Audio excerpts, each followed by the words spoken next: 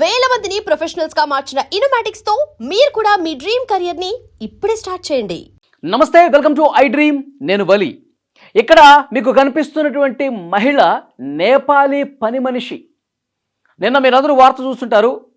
Hyderabad Jubilee hills Prashasan నగర్లో IPS అధికారులు నివాసం ఉండే ప్రాంతం, ఎక్కువగా వాళ్ళే ఉంటారు.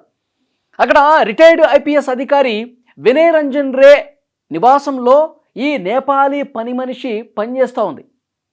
అదును చూసి ఇంట్లో ఉన్నటువంటి ఆ ఐపీఎస్ అధికారి భార్య తనుజ ఉంది కదా, ఆమెని నోట్లో గుడ్డలు కుక్కేసి ఊపిరాడకుండా చేసి చంపేసి ఇంట్లో ఉన్నటువంటి నగదు బంగారం మొత్తం కూడా దోచుకుని వెళ్ళిపోయింది. సో ఆమె ఇంకొక ఇద్దరు సాయం తీసుకుంది. ఇతను ఇంకొక వ్యక్తి ఉన్నాడు. వీళ్ళ ముగ్గురు కలిసి దుర్మార్గంగా ఇంట్లో ఉన్నటువంటి ఆ యజమాని భార్యని చంపేసి డబ్బులతో ఉడాయించింది. అసలు ఈమె ఏ విధంగా పనిలో జాయిన్ అయింది, అసలు ఏంటి ఈమె ప్లాను, ఈమె స్టోరీ ఏంటో ఒక్కసారి మీకు వివరించే ప్రయత్నం చేస్తాను. ఈ నేపాలీ పని మనిషిని రిటైర్డ్ ఐపీఎస్ అధికారి వినయ్ రంజన్ రే సంవత్సరం క్రితం పనిలో పెట్టుకున్నాడండి. సంవత్సరం క్రితం పనిలో ఎందుకు పెట్టుకున్నాడు ఏమని అంటే, ఆ ఐపీఎస్ అధికారి తల్లి మంచానుంది, ఆమెకి సపర్యలు చేయటం కోసం ఈమెను పనిలో పెట్టుకున్నాడు. ఈమె కూడా మంచిగా పనిచేస్తున్నట్టుగా నటించింది. సంవత్సరం నుంచి చాలా బాగా యాక్ట్ చేస్తుంది. టైం చూసి కొట్టాలి అని చెప్పి మైండ్లో పెట్టుకుని ఫిక్స్ చేసుకుని ఉంది. సో చాలా బాగా నటిస్తూ నమ్మకాన్ని ప్రదర్శిస్తూ చేసింది. ఇంట్లో అందరితో మంచిగా అనిపించుకుంది. అరే మంచి మనిషి, మంచి పని మనిషి, ఏది చెప్పినా వింటుంది అని చెప్పి వాళ్ళకు కూడా అనిపించింది. 2 నెలల క్రితం అనుకుంటాను తల్లి చనిపోయిందండి. ఆ ఐపీఎస్ అధికారి తల్లి చనిపోయింది. చనిపోయిన తర్వాత చనిపోయినప్పటికీ మీరు పనిలో పెట్టుకున్నారు, కొనసాగించారు. ఎందుకంటే అది చెప్పిన మాట ఉంటుంది, బాగా పనిచేస్తుంది, మనకు కూడా తోడుగా ఉంటుంది, ఇంట్లో తనుజ గారికి తోడుగా ఉంటుంది, పిల్లలకు కూడా ఏదైనా పనులు చేసి పెడుతుంది అని చెప్పి బాగానే ఉంది కదా అని చెప్పి ఆమెను ఉంచుకున్నారు. ఇంట్లోనే పెట్టుకున్నారు. అట్లా పెట్టుకున్న తర్వాత నెల రోజుల క్రితం ఈ ఐపీఎస్ అధికారి బెంగళూరు వెళ్ళాడు. ఆయనకు కూడా కొంచెం హెల్త్ ప్రాబ్లమ్స్ ఉన్నాయి. ప్రకృతి వైద్యం చేయించుకోవడానికి అతను బెంగళూరు వెళ్ళాడు. సో అతను ఇంట్లో లేడు. ఇద్దరు పిల్లలు ఉన్నారు. వాళ్ళు 2nd ఫ్లోర్లో ఉంటారు. ఈమె భార్యాభర్తలు, ఐపీఎస్ అధికారి ఆయన భార్య 1st ఫ్లోర్లో ఉంటారు. సో అతను బెంగళూరు ఎలాగ వెళ్ళిపోయాడు కదా, 1st ఫ్లోర్లో ఈమె ఒక్కటే ఉంది, ఈమె బెడ్రూమ్లో. ఇక టైం చూసి ఏం చేసింది, ఇద్దరిని మాట్లాడుకుంది. అంటే వారం రోజులుగా రెక్కీ చేస్తున్నారంట. వాళ్ళు రావటం చూడటం, మనకి దొంగతనం చేయటానికి, ఇంట్లో ఉన్నదంతా దోచుకుపోవటానికి అనువైనటువంటి టైంని వాళ్ళంతా కూడా ఒకసారి రెక్కీ చేసుకున్నారు. ముందైతే సెక్యూరిటీ గార్డులు ఉంటారు.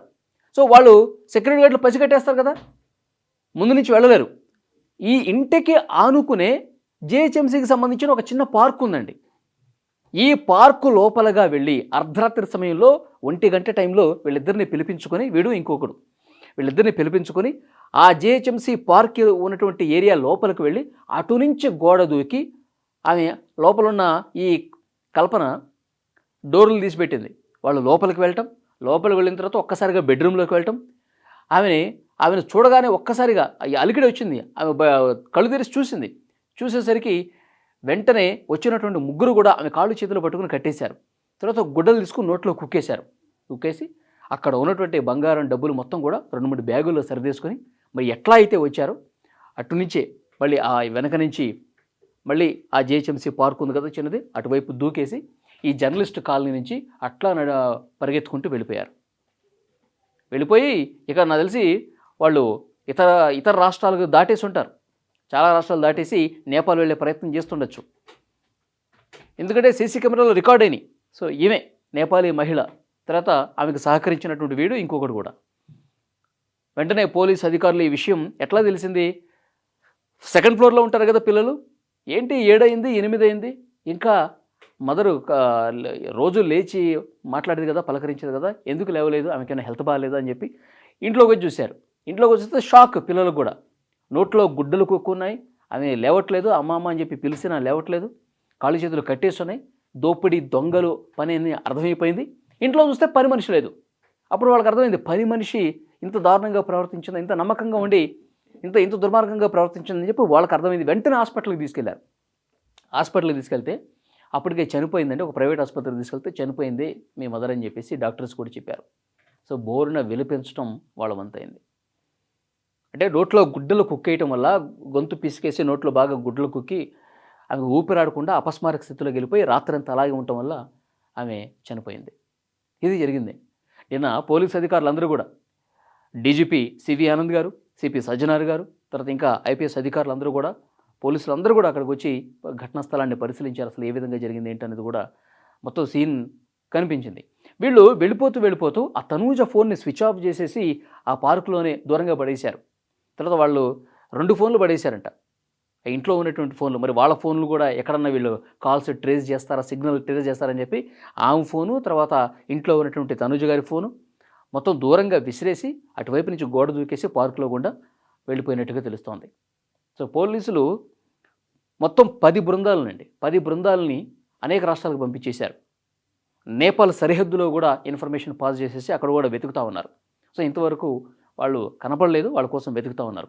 ఎంత దూరం వెళ్ళినా సరే వాడిని ఎట్టి పరిస్థితుల్లో ఇంకొక 24 నుంచి 48 గంటల్లో పట్టుకొని తీరుతామని చెప్తున్నారు. సిపి సజ్జనార్ గారు నిన్న మీడియాతో మాట్లాడుతూ, నేపాలీ పని మనుషుల్ని పెట్టుకునేటప్పుడు జాగ్రత్తగా ఉండండి.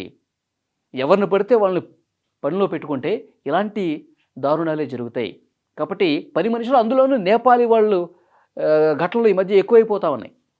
టైం చూసుకుని ఇంట్లో దొంగతనాలు చేయటమే కాదు, అడ్డొస్తే చంపడానికి కూడా కొంతమంది ముఠాలు ఈ విధంగా పనిచేస్తున్నట్టుగా తెలుస్తోంది.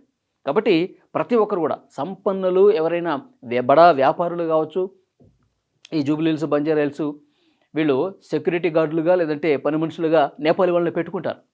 సో డెఫినెట్గా వాళ్ళని నియమించుకునేటప్పుడు కొన్ని జాగ్రత్తలు అయితే తీసుకోండి అని చెప్పి ఒక చర్చ అయితే నడుస్తూ ఉంది.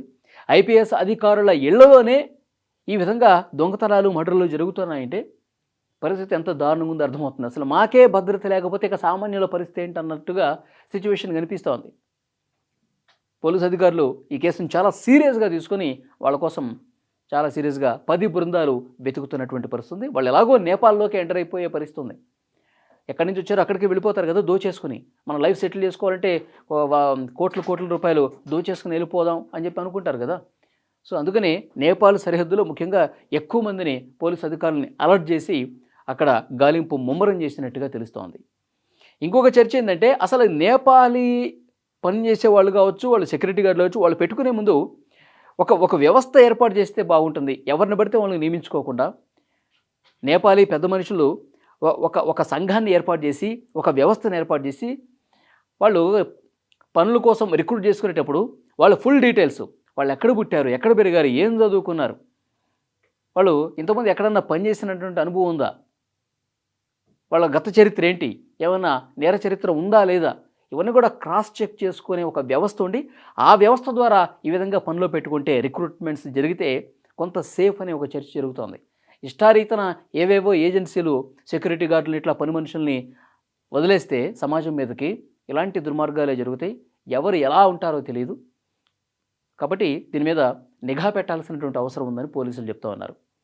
ఇంకొక ముఖ్యమైనటువంటి విషయం ఏంటంటే, నేపాలీ ముఠాలు మెట్రో సిటీస్లో ఎక్కువగా సంచరిస్తూ ఉన్నాయి.